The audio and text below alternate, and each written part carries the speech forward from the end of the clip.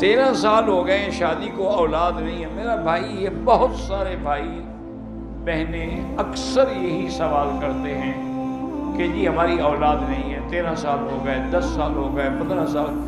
میرا بھائی، اس میں کوئی شک نہیں کہ اولاد دینے والی اللہ کی ذات ہے۔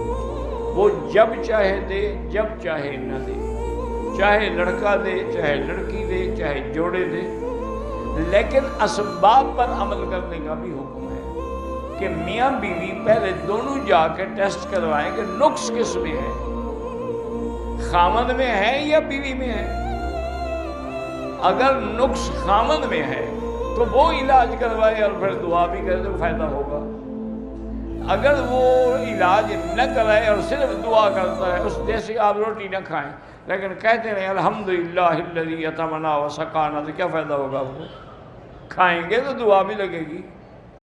13 سال ہو گئے شادی کو، اولاد نہیں ہے۔ میرا بھائی، یہ بہت سارے بھائی بہنیں اکثر یہی سوال کرتے ہیں کہ جی ہماری اولاد نہیں ہے، 13 سال ہو گئے، 10 سال ہو گئے، 15 سال۔ میرا بھائی، اس میں کوئی شک نہیں کہ اولاد دینے والی اللہ کی ذات ہے۔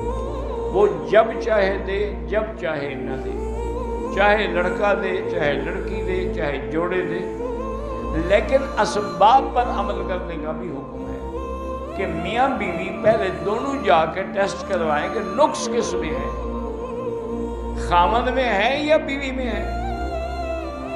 اگر نقص خامند میں ہے تو وہ علاج کروائے اور پھر دعا بھی کرے تو فائدہ ہوگا۔